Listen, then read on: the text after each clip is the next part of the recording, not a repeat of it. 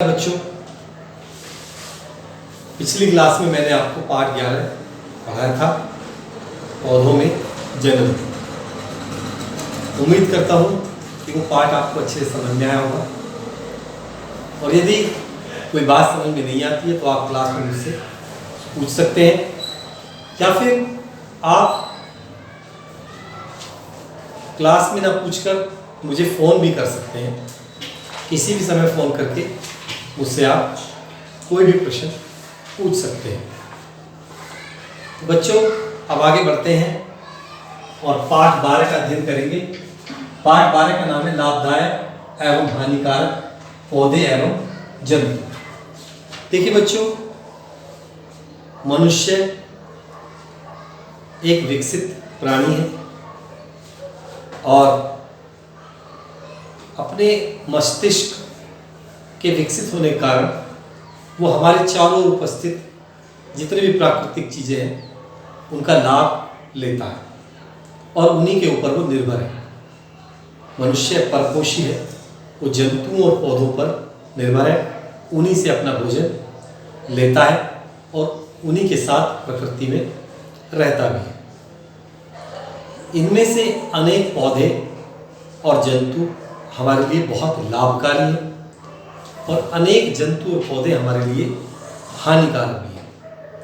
तो आप लोगों को ये पता होना चाहिए कि कौन से पौधे और जंतु हमारे लिए लाभदायक हैं और कौन से और पौधे जंतु हमारे लिए हानिकारक हैं, ताकि आप अपने आने वाले जीवन में उनके लाभ और हानि जानकर उनके साथ उसी प्रकार व्यवहार कर सकें कि कौन सी वस्तु हमें छूनी चाहिए, चखनी चाहिए, या कौन सी नहीं छूनी चाहिए और चखनी चाहिए। तो आइए पढ़ते हैं इस पाठ में मानव जीवन पर पौधों एवं जंतुओं का प्रभाव। जंतु और पौधों का तो प्रभाव हमारे ऊपर बहुत ज़्यादा है। तो सबसे पहले हम देखते हैं हानिकारक पौधे। बहुत सारे पौधे ऐसे हैं जो हमारे लिए हानिकारक है, कई दृष्टि से वो हमारे लिए हानिकारक है। जैसे गाजर घास है, ये हमारी त्वचा पर खुजली उत्पन्न करती है। आप चाहो तो गाजर घास का चित्र भी देख सकते हैं। आप सभी के पास इंटरनेट है, गूगल पर डाल दीजिए गाजर घास, उसका चित्र देखकर उसे आप पहचान लीजिए कि उसको हमें छूना है या नहीं छूना है। और भी है केवाच के रोए, कच्चे काजू का आवरण, पपीते का दूध। अगर ये भी आपकी त्वचा के संपर्क में आता है, आपकी खाल या स्किन पर लगता है तो ये खुजली उत्पन्न करता है। इन सब केवाच के रोए भी आप चाहो तो नेट पर देख सकते हो, ताकि पिक्चर से भी आपको पता लग जाए। किताब में इन सब की पिक्चर नहीं दी, वरना मैं आपको फोटो भी इसका भेज देता। आगे रिस्पेंचा, पीली कनेर की पत्ती, मदार का दूध, ये सब जहरीले हैं। इनके संपर्क में नहीं आना चाहिए, इन्हें चखना नहीं चाहिए। आपका स्वास्थ्य बहुत गंभीर हो सकता है और आपकी मृत्यु भी हो सकती है। पुराने समय में लेकिन इनका एक प्रयोग होता था। शिकारी या युद्ध करने वाले अपने तीर और भालों को इनके अर्क में बुझाकर लड़ते थे और अपने शत्रुओं को चोट पहुंचाते थे या उन्हें मार देते थे। तो इसलिए वहाँ तब ये लाभकारी थे, लेकिन अब इस प्रकार की स्थिति नहीं है, तो इनसे हमें दूर रहना चाहिए। इसके बाद भांग, गांजा, चरस, अफीम, हेरोइन, कोकीन, ये ऐसे पौधे या पौधों के अंग हैं जो नशा करते हैं, जो मादक पदार्थ हैं। बच्चों, मादक पदार्थ या नशा करने वाले पदार्थ हमारे शरीर के लिए बिल्कुल लाभदायक नहीं है, बहुत ज़्यादा हमारे लिए हानिकारक है। ये हमारे स्वास्थ्य पर बुरा प्रभाव डालते हैं, हमारे सोचने समझने की शक्ति को कम कर देते हैं, हमारे बहुत सारे आंतरिक अंगों को प्रभावित करते हैं, जैसे यकृत यानी लीवर को खराब कर देते हैं। और भी बहुत सारे अंग हैं, जल अवशोषण क्षमता भी वो हमारी कम कर देते हैं। इस प्रकार शरीर में पानी की कमी भी हो जाती है और ये कहीं ना कहीं हमारे समाज के लिए एक बुराई है। अतः हमें इस प्रकार के पौधे ना तो उगाने चाहिए और ना ही इन पदार्थों का प्रयोग हमें करना चाहिए। लेकिन बच्चों, इनमें से कुछ ऐसे नशीले पदार्थ हैं जैसे हेरोइन है, कोकीन है, इनका कहीं पर थोड़ा सा प्रयोग हो सकता है औषधि के रूप में।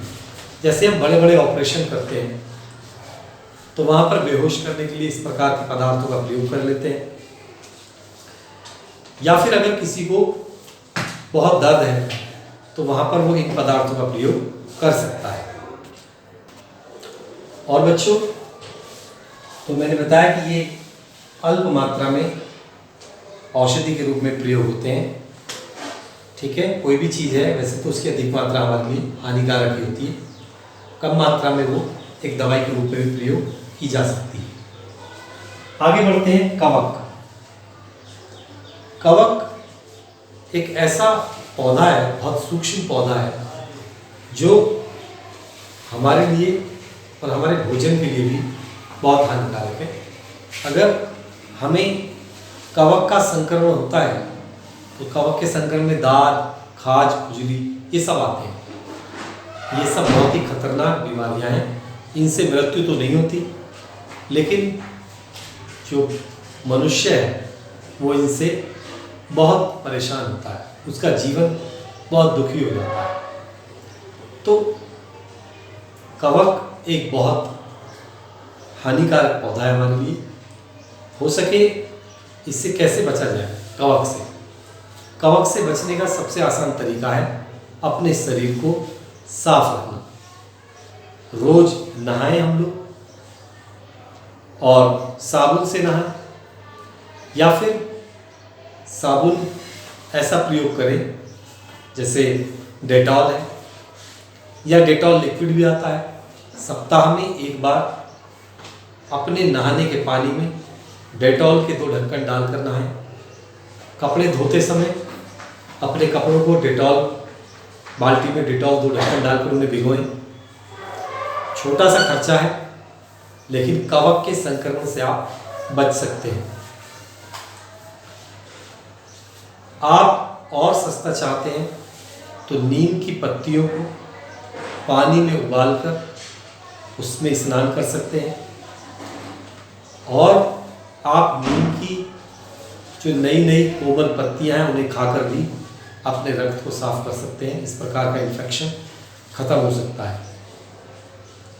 तो बच्चों, कवक से बचा जा सकता है, इससे दाद, खाज, खुजली होती है। अब जहां हमारे लिए पौधे हानिकारक हैं, वहां कुछ हानिकारक जंतु भी हैं, तो इन जंतुओं से भी हमें सावधान रहना चाहिए। जैसे सांप एक विषैला जंतु है, अगर ये काट ले तो आदमी की मृत्यु काफ़ी हद तक हो सकती है। बहुत सांप तो बहुत ज़्यादा जहरीले होते हैं, जो काटते ही मार ही देते हैं आदमी, उनसे बचा नहीं जा सकता। कुछ सांप कम जहरीले होते हैं, उनसे बचा जा सकता है। शीघ्र डॉक्टर के पास जाएं। और कुछ उपाय, जैसे मान लिया सांप ने आपको यहाँ पर काटा हाथ में, तो इसके आगे और पीछे बंद लगा दें, पट्टी बांध के कस के, और जितना जल्दी हो सके डॉक्टर के पास पहुँचे, ताकि वो आपको उस जहर के संक्रमण से बचा सके। अगर आपको ये बर्ग, मधुमक्खी, बिच्छू ये काटते हैं, इनका जहर इतना खतरनाक नहीं होता, लेकिन बहुत दर्दनाक होता है, बहुत ज़्यादा दर्द होता है इनसे काटने पर। तो इनसे भी हमें बचना चाहिए। इसके बाद चींटी, खटमल, अगर ये हमें काटते हैं तो हमें खुजली उत्पन्न होती है, और फिर ये हमारे खून को भी चूसते हैं कभी कभी, तो उससे भी हमें बचना है। कुछ रोगवाहक जंतु हैं, जैसे मक्खी है, मच्छर है। मक्खी जानते हो आप, ये गंदी जगह पर बैठती है और फिर आकर हमारे हाथ पर या हमारे भोजन पर या हमारे और वस्तुओं पर बैठती है, उन्हें संक्रमित करती है। और जब हम उस भोजन को ग्रहण करते हैं तो हमें अतिसार या फिर पेचिस, दस्त ऐसी बीमारियां हो जाती हैं।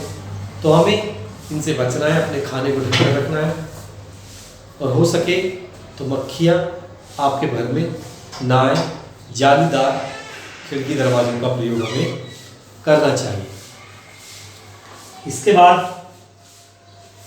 संक्रमित कुत्ते, लेकिन उससे पहले मच्छर तो बहुत खतरनाक जंतु है। इससे हमें मलेरिया, डेंगू और न जाने कितनी खतरनाक बीमारियां हो जाती हैं और कितने लोग इनसे मर चुके हैं। तो हमें मच्छरों से तो बहुत ज़्यादा बचने की ज़रूरत है। मच्छर बहुत खतरनाक जंतु है। अगर ये हमें काट कर संक्रमित करता है तो उसमें बड़ी दिक्कत होती है। तो हमें आसपास पानी नहीं इकट्ठा होने देना चाहिए, क्योंकि मच्छर पानी में ही अंडे देता है। अगर पानी नहीं होगा तो इसकी प्रजनन क्रिया रुक जाएगी और आपके आसपास मच्छर नहीं होंगे। या फिर अगर ऐसी स्थिति है तो आप अपने घर पे मच्छरदानी में सोइए। मॉस्किटो कॉइल या लिक्विड वो आपके लिए हानिकारक है, उनका कम से कम प्रयोग कीजिए। ओडोमॉस एक अच्छा उपाय है, क्योंकि वो हमारे शरीर को नुकसान उतना नहीं पहुंचाता। लेकिन कॉइल और जो लिक्विड आता है, गुड नाइट लिक्विड या ऑल आउट लिक्विड, उनका प्रयोग हमें कम करना चाहिए, क्योंकि वो हमारे सांस के द्वारा हमारे अंदर जाते हैं और हमें नुकसान पहुंचाते हैं। अब बात करते हैं संक्रमित कुत्ते। कुछ कुत्ते जो पागल हो जाते हैं, या अगर सामान्य कुत्ता भी है, अगर वो हमें काट ले तो हमें रेबीज नामक रोग हो सकता है। रेबीज काटने से होता है कुत्ते के, और इसका पता कैसे चलता है थोड़ा सा मैं बताना चाहूँगा कि अगर कुत्ते ने हमें काटा और उसके 3-4 दिन बाद यदि वो कुत्ता पागल हो जाता है तो इसका मतलब कुत्ते ने रेबीज काट कर आपके अंदर डाला है और वो उससे खुद भी संक्रमित हुआ है, तभी वो पागल हुआ है। तो एंटी रेबीज टीका आपको लगवाना चाहिए, चाहे कुत्ता पागल हो या ना हो। ये बहुत गंभीर बीमारी है और इसका पता काफ़ी समय बाद चलता है, हो सकता है 10 साल बाद भी पता चले। तो इसलिए जैसे ही कुत्ता काटे या उसका पंजा लगे, बंदर के काटने से भी रेबीज हो सकता है, और भी कई जानवर हैं जो हमें काट लें तो रेबीज जैसी बीमारियां हमें हो सकती हैं। तो हमें तुरंत ही डॉक्टर के पास जाना चाहिए और एंटी रेबीज इंजेक्शन का प्रयोग करना चाहिए। इसके बाद टिड्डी एक ऐसा कीड़ा है जो हमारी फसलों को खा जाता है और हमें बहुत नुकसान पहुंचाता है। ये पूरे झुंड के रूप में आते हैं और हमारे पूरे खेत की फसल को नष्ट करके कुछ ही समय में उड़ जाते हैं। तो ये भी हमारे लिए बहुत हानिकारक है। चूहा भी एक बहुत हानिकारक जंतु है। ये हमारे अन्न को खा जाता है। अगर जो हमारे गोदाम में जिनमें अन्न रखा हुआ है वहाँ चूहे बहुत ज़्यादा आते हैं और धीरे धीरे हमारे अन्न को खाने लगते हैं।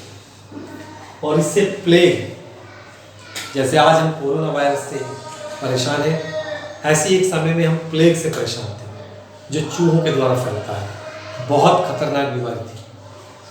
आज तो हमारे पास एंटी प्लेग दवाइयाँ हैं जिन्हें खाकर हम बच जाते हैं, लेकिन उस समय नहीं थी। उस समय बहुत लोग मरे थे, बहुत ज़्यादा, एक महामारी के रूप में प्लेग फैला था।